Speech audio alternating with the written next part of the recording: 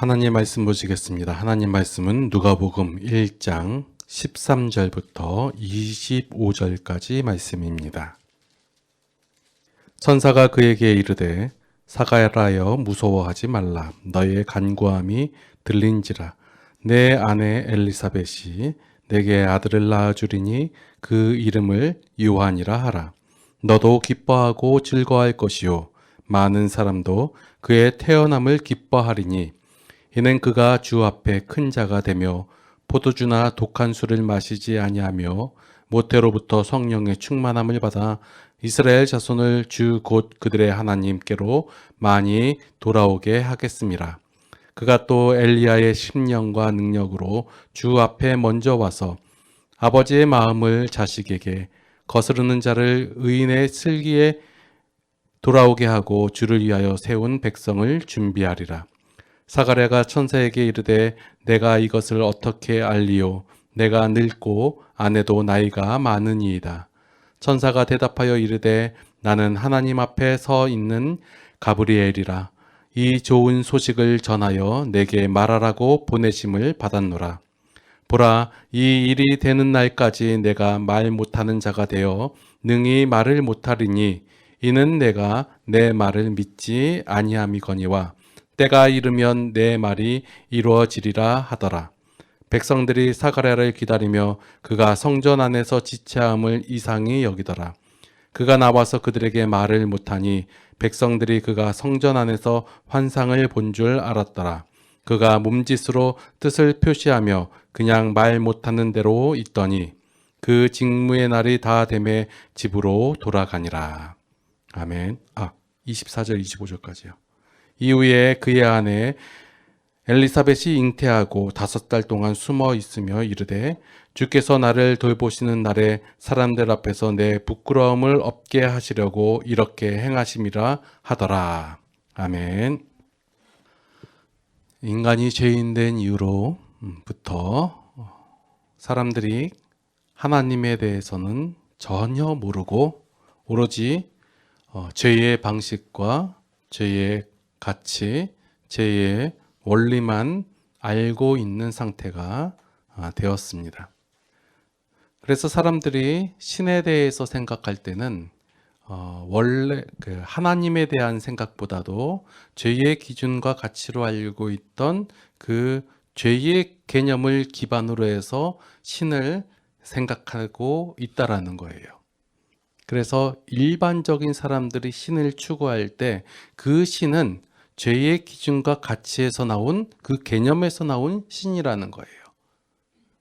그러니까 그 신과 우리가 알고 있는 하나님과 무슨 차이가 있는지, 무슨 다름이 있는지 우리가 알고 생각하고 하나님을 대해야 할 것입니다. 다시 말해서 우리가 성경에서 나타난 하나님을 대할 때 우리는 하나님은 이럴 것이다 라는 죄의 개념을 가지고 그렇게 정해놓고 하나님을 바라본다라는 거예요. 그래서 성경에서 하나님께서 나타나실 때 나는 거룩하다라고 하나님께서 선포하시는 거예요. 거룩이란 단어가 뭐예요? 거룩하다 할 때 홀리 뭐예요? 구별되다는 거예요. 구별한다. 다름을 구별하다라는 거예요. 그럼 하나님께서는 나는 거룩하다라고 말씀하실 때 그냥 난 달라라고 얘기하시는 것이 아니라 하나님 스스로를 나타내시고 보여주시고 알게 하셔요. 그래서 내가 다른 신과 다름을 확실하게 보여주신다는 거예요. 그러니까 먼저 내가 다르다라고 선포하신 이후에 뭐가 다른지를 알려주시고 그리고 그렇게 행하시고 보여주시고 나타나게 하시사 우리로 하여금 알게 하시는 거예요. 이것을 하나님의 사역 혹은 하나님의 계시다라고 말씀하시는 거예요. 그래서 성경은 계시의 책이에요. 계시, 뭐에 대해서 계시하냐? 하나님의 다름을, 하나님의 거룩함을 드러내는, 알려주는 계시의 책이다라는 거예요. 그럼 성경을 통해서 우리가 무엇을 알아야 되냐면 하나님의 거룩하심, 하나님의 다름을, 구별됨을 알아가야 된다라는 거예요. 자, 그러면 우리 계시의 책을 살펴보면서 우리가 하나님에 대해서 바르게 하는 게 중요하다라고 얘기해요. 자, 여러분들 인생을 살아가면서 하나님에 대해서 바르게 아는 것이 중요한가요? 중요해요. 물론 아니다라고 말씀하시는 분들이 많은데 왜 중요한가를 먼저 알고 말씀에 대해서 생각하고 고민해야 할 거예요. 왜 중요해요? 자, 첫 번째로는 하나님을 바로 알아야 우리가 하나님의 복을 누릴 수 있다라는 거예요. 하나님께서 아무리 복을 주시고 은혜를 더하여 주셨어도 우리가 하나님에 대해서 모르잖아요. 그러면 그 하나님께서 주신 복을 마치 없는 것이냐 마냥 아니면 앞으로 받아내야 할 것인 것 마냥 살아간다는 거예요. 그러니까 하나님의 복을 누릴 수 없는 거예요. 자, 일반적인 종교에서는 우리가 어떤 복을 받을 만한 수준과 아니면 그 자격이 되고 그런 헌신을 하고 열정을 보여줘야지만이 되고 그 또한 그 종교에서 그것을 요구해요. 그래서 그런 어떤 복을 받을 만한 수준을 그런 자격을 얻어내기 위해서 열정을 보여야 되고 수고를 해야 되고 또한 어떤 희생을 해야 된다는 거예요. 그래서 그만큼 희생을 하고 열정을 보이고 헌신을 한다면 너는 이제 자격이 됐다. 그리고 복을 만한 수준이 받을 만한 수준이 되었다라고 얘기하면서 복을 준다라는 거예요. 이것이 세상에서 말하는 일반적인 종교예요. 그럼 하나님은 다르다고 했잖아요. 그럼 하나님께서는 인간에게 어떤 자격이나 아니면 자세 이런 것과는 상관없이 복을 주세요. 그걸 은혜라고 해요. 그런데 우리가 못 믿어요.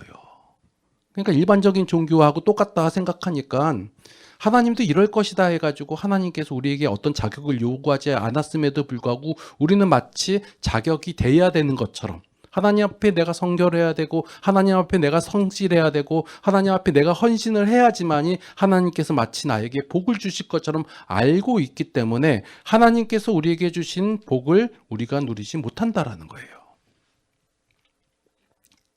하나님께서는 우리의 어떤 자격 요건과 자세하고는 상관없이 복을 주세요.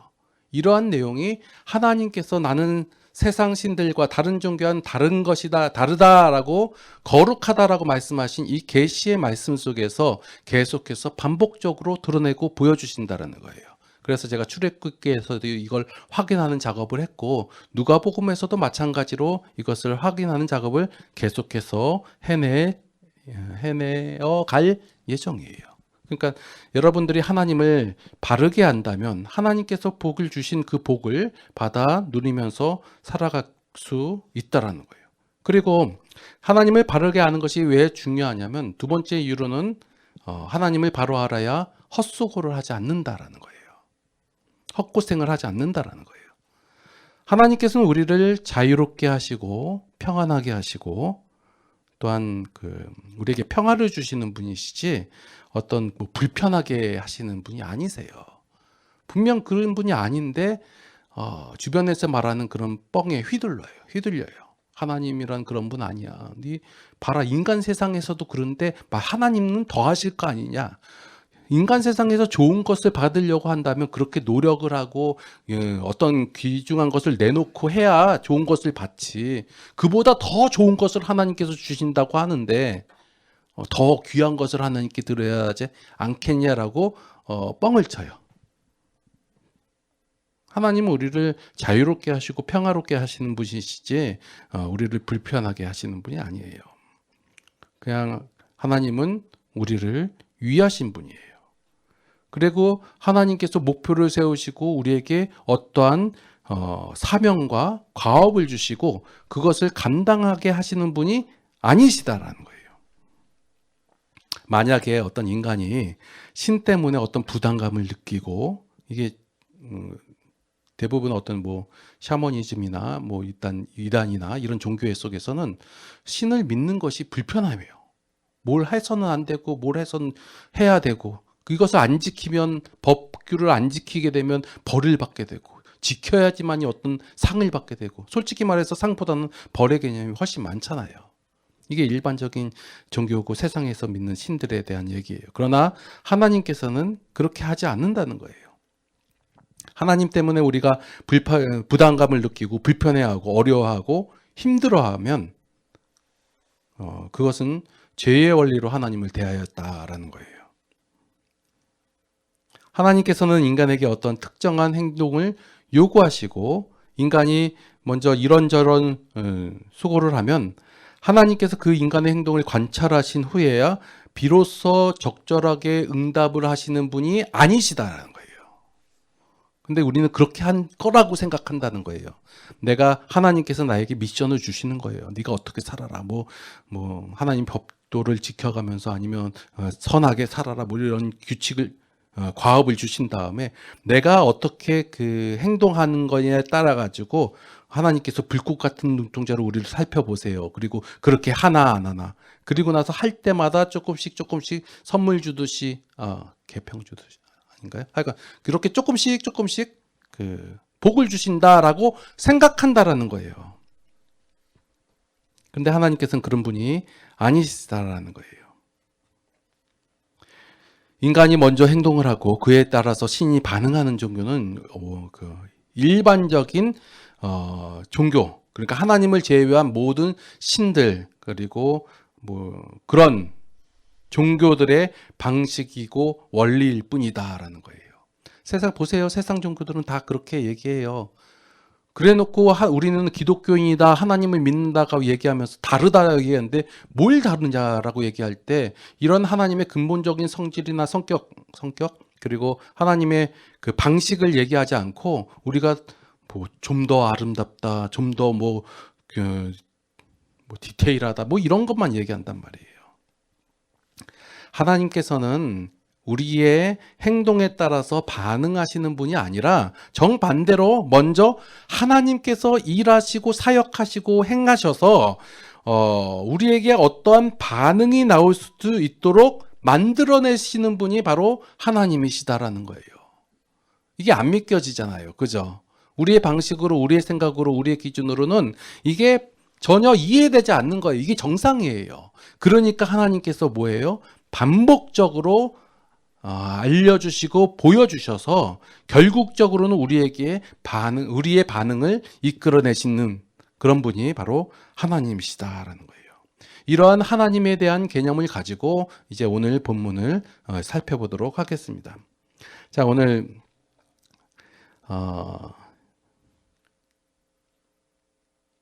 13절 말씀 볼게요. 천사가 그에게 이르되, 그라는 말씀은 사가랴예요.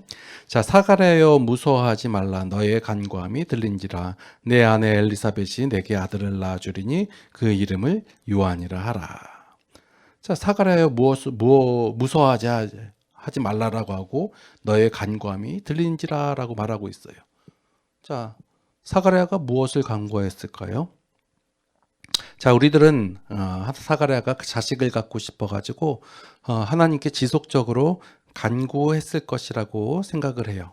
만약에 사가랴가 매일매일 이러한 문제를 놓고 간구하고 기도하였다면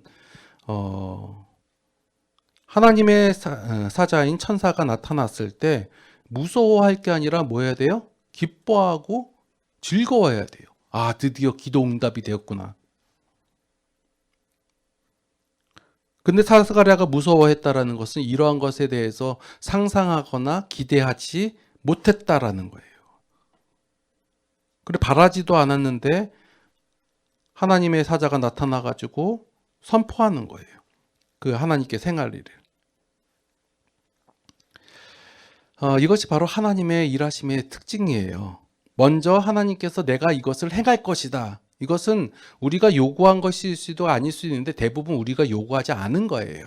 요구하지 않은 것임에도 불구하고 하나님께서 내가 이렇게 행하리라 라고 선포하시는 거예요. 근데 이 선포하는 내용이 인간에게 있어서 뭐 해가 되거나 뭐 안 좋은 내용이 아니라 우리에게 있어서 좋은 거예요.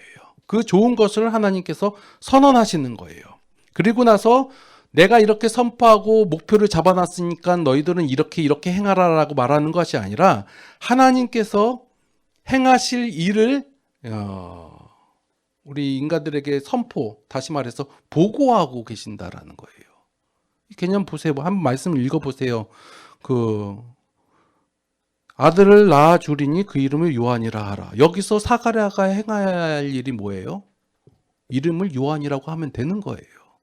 자, 아들을 낳기 위해서 너는 지금부터 해가지고 100일 치성 기도를 드리고 어디 뭐 에베레스트 산에 올라가가지고 뭐 만년 묵은 뭐 설삼을 깨다가 뭐 이런 얘기가 안 나와요. 다 하나님께서 하신다라는 거예요. 내게 아들을 낳게 하리니. 자, 이 사가랴하고 엘리사벳은 지금 젊은 세대가 아니라 18절 말씀에 보니까 내가 늙고 아내도 나이가 많음이다 라고 말하고 있어요. 나이가 많다라는 거예요. 이 말은 뭐예요? 자식을 갖기에는 좀 어렵다, 힘들다, 안 된다 이 얘기예요. 그런데 아이를 낳아라, 자식을 낳아라는 얘기가 아니라 또 아들을 낳으래요. 가능합니까? 어떻게 아들을 낳았죠? 이게 그러면 만약에 내가 해야 할 일로 인식을 했다면 하나님께서 나에게 임재했을 때 이 하나님의 임재는 어떤 굉장한 부담감으로 다가왔을 수밖에 없다라는 거예요. 많은 사람들이 하나님께서 주시는 이 사명을 부담감으로 받아들이는 이유가 뭐냐면 하나님의 사명을 마치 내가 완성해야 되는 자신이 해야 할 일이라고 생각하기 때문에 하나님께서 각각의 성도에게 주신 사명을 부담스러워 한다는 거예요. 말씀을 잘 살펴보세요. 엘리사벳이 내게 아들을 낳아준다. 그러니까 너는 이름을 요한이라고 해라.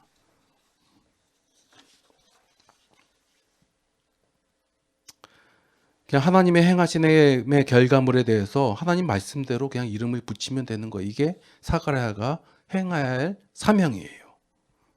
하나님께서 우리에게 주신 사명은 진짜로 어떻게 보면 쉬운 일이에요.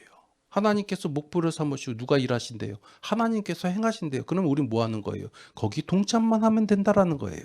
근데 마치 하나님이 행해야 할 일을 내가 행해야 할 일인 줄 알고 어떤 미션을 수행해야 되는 위치인 줄 알고 그렇게 하려고 하니까 하나님의 말씀이, 하나님의 임재가, 하나님의 사명 주심이 다 부담감으로 다가올 수밖에 없다라는 거예요. 자, 말씀을 계속해서 살펴볼게요. 15절부터 보면 이제 그 요한이 자라서 어떻게 될지가 나오고 있어요. 자, 요한이 보면 주 앞에서 큰 자가 되고 포도주나 독한 술을 마시지 아니하고 모태로부터 성령의 충만함을 받아. 자, 이렇게 돼 있어요. 자, 이렇게 누가 하신다고요? 하나님께서 하신다예요. 내가 주 앞에서 큰 자가 되게 애를 잘 키워야 된다라는 마음을 갖잖아요. 여러분들 그렇게 할 자신이 있어요? 자, 여러분들 다 부모님들 여기 계시는데 자녀들이 그 사람들 앞에 큰 자가 되게 만들어 한번 보세요. 되나요? 아유, 절대로 할 수 없어요. 자녀 얼굴 한번 보세요. 그렇게 만들 수 있겠어요? 능력밖에 안 돼요.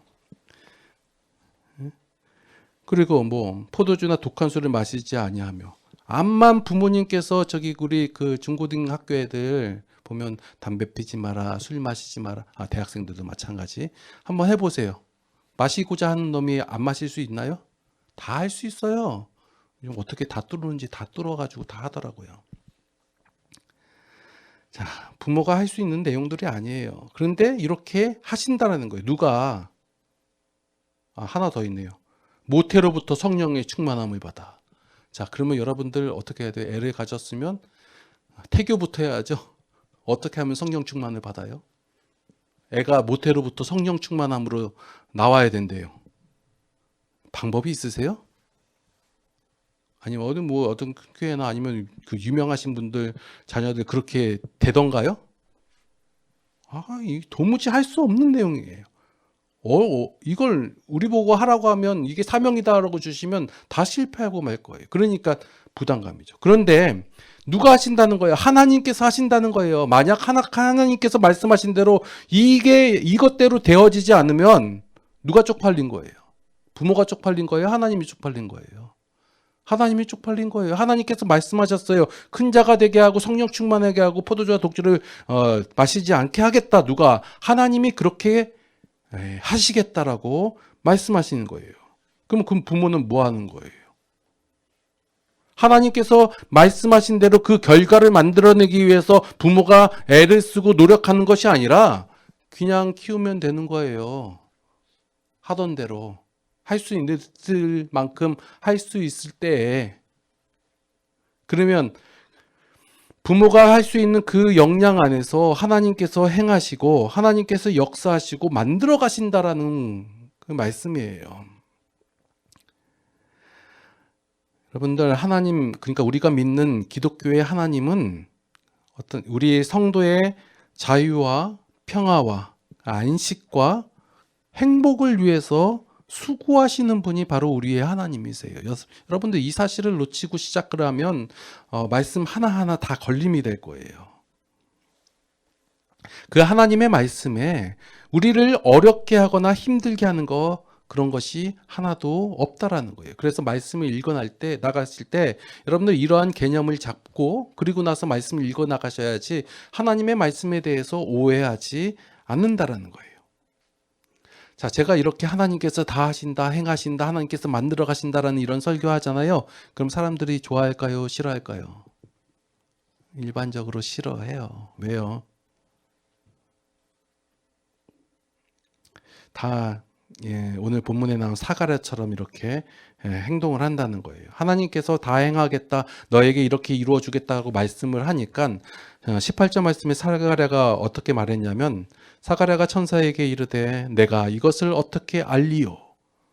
내가 늙고 아내도 나이가 많으니이다. 어떻게 알리요? 이거예요.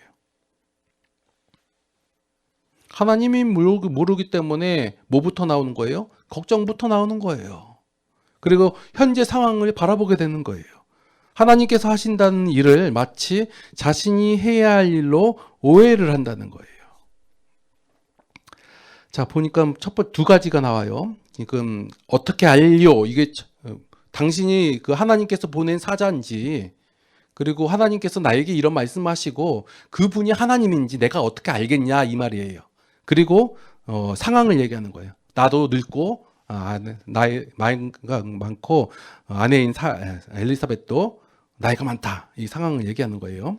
자, 먼저 어떻게 알리오, 이거예요. 자, 말씀을 전해주는 사람이 그 사자가 천사인지 마귀인지 어떻게 알아요? 이걸 구분하는 법을 좀 여러분께 알려드릴게요. 자, 여러분들 막 꿈속에 어떤 이상의 그 말씀을 들었어요. 근데 이것이 하나님께서 말씀하신 것인지 귀신이 말한 건지, 아니면 말씀 읽다가 어떤 마음이 들었어요. 이것이 하나님께서 말씀하신 것인지 아니면 귀신이 말한 것인지 여러분들 분별할 수 있는 기준을 말씀드릴게요. 자, 되게 쉬워요, 이건요. 자, 첫 번째로 이것이 나에게 좋은 소식이냐, 기쁜 소식이냐, 이거예요. 그 전달해 준 내용이 나에게 있어서 기쁜 소식이고 좋은 소식이면 이건 하나님께서 우리에게 하신 말씀이에요. 보낸 사자가 하나님의 사자가 맞다라는 거예요. 그런데 내용을 들었더니 네가 몇 월 며칠 날 죽는다, 뭐 이런 얘기고, 뭐 그것을 안 하면 너 집안에 풍지박산 난다, 이런 내용이잖아요. 그러면 하나님이 전한 내용이 아니에요. 하나님께서 그 전달해 준 사자가 천사가 아니라 귀신일 확률이 높다라는 거예요. 그리고 두 번째로는 그 좋은 소식, 기쁜 소식을 위해서 내가 하는 일이 별로 없고 그리고 쉬운 일이에요. 어떤 일이냐면 자식을 낳으면 요한이라 하라, 이런 것들. 예. 이런 것들이고 좋은 소식이고 쉬운 일이고 하는 일이 별로 없다? 그러면 하나님께서 나에게 주신 말씀이구나 라고 아시면 돼요. 근데 말씀을 주셨는데 내가 해야 할 일이 많아. 만약에 네가 나가서 교회 개척을 하는데 1년 내에 한 100명 만들고 5년 내에 한 2,000명 넘게 만들어라, 이렇게 만들어라 해버리면 그 말씀이 하나님께서 나에게 주신 말씀일까요? 교회를 세우라고 했잖아요. 그러면 하나님께서 주신 말씀 아닐까요? 라고 얘기하는데 하나님께서는 그렇게 안 하세요. 여러분들 잘 생각하고 들으셔야 돼요. 그리고 마지막으로 좋은 소식을 내가 듣잖아요. 그 하나님의 사자를 통해서. 그러면 내 마음이 아주 평안하고 기뻐요. 그러면 이것은 하나님께서 나에게 주시는 말씀이다라는 거예요. 그 말씀을 들었는데 불안하고 힘들고 어려워요. 그러면 하나님께서 우리에게 주신 말씀 아니니까 그냥 학기로 듣고 흘려버리면 된다라는 거예요.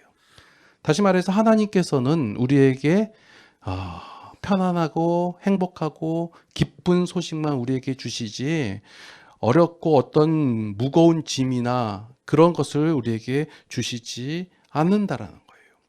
이렇게 행해도 하나님께서 말씀하시고 그 말씀을, 좋은 말씀을 전달하는 거예요. 19절에 보니까 천사가 대답하여 이르되 나는 하나님 앞에 서 있는 가브리엘이라. 자기 이름 소속을 얘기하는 거예요. 그리고 나서 이 좋은 소식을 전하여 내게 말하심을 보내심을 받았노라 이거예요. 좋은 소식을 가지고 즐겁게 내 앞에 왔다라는 거예요. 근데 사가랴가 이 좋은 소식을 받아들이지 못하고 있으니까, 모르고 있으니까 좀 답답함이 생겼겠죠. 그래서 20절 말씀에 보는 거예요. 보라, 이 일이 되는 날까지 내가 말 못하는 자가 되어. 이 일이 되는 날까지라고 되어 있어요. 자, 사가랴가 지금 하나님께서 보내주신 그 좋은 말씀, 기쁨의 소식을 받아들이지 못하고 있어요. 의심하고 있고 그래요. 그런데 그럼에도 불구하고 이 일이 되어진다라고 선언하고 있는 거예요. 하나님의 말씀은 하나님께서 하실 일이라고 말씀드렸잖아요. 그러니까 하나님께서 이루신다라는 거예요. 지금 사가랴가 지금 이 좋은 소식인지 기쁘신 소식인지 알든지 모르든지 하나님께서는 행하신다라는 거예요. 보면 어떤 하나님께서 그 일을 이루기 위해서는 우리의 믿음을 보신다고 하고 네가 믿어야지만이 하나님께서 역사하신다는 그런 뻥을 하시는데, 아니요, 믿든지 안 믿든지 수용하든지 안 수용하든지 하나님의 일은 하나님께서 반드시 이루신다라는 거예요.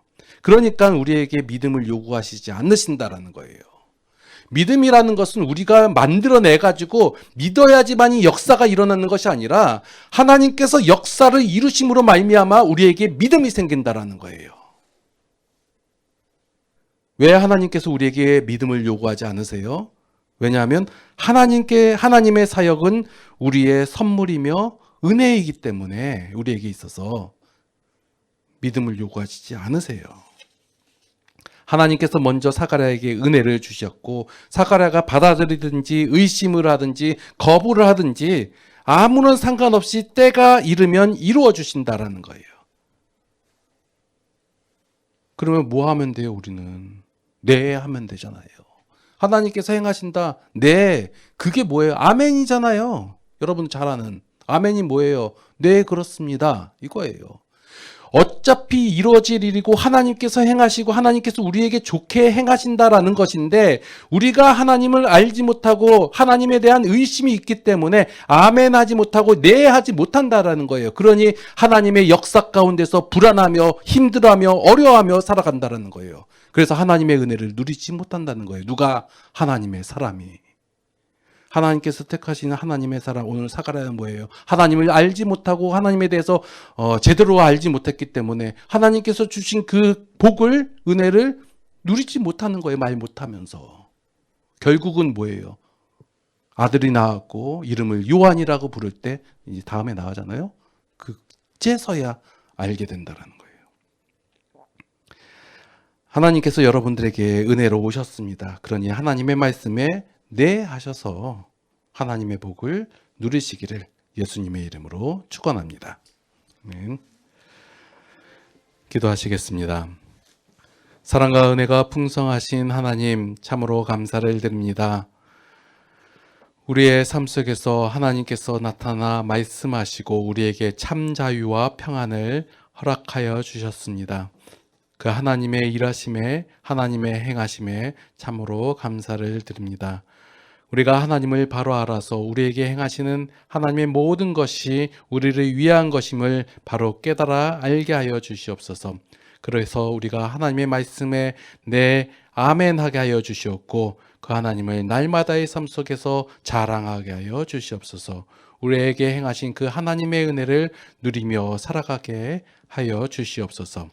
이제는 우리 주 예수 그리스도의 무한하신 은혜와 하나님 아버지의 극진하신 사랑하심과 성령님의 감화, 감동, 교통, 인도, 보호, 역사하심이 이제 하나님 안에서 참 기쁨을 누리며 살아가기를 원하는 모든 성도들 머리 위에 이제로부터 영원토록 함께 하시옵기를 간절히 축원하옵나이다. 아멘.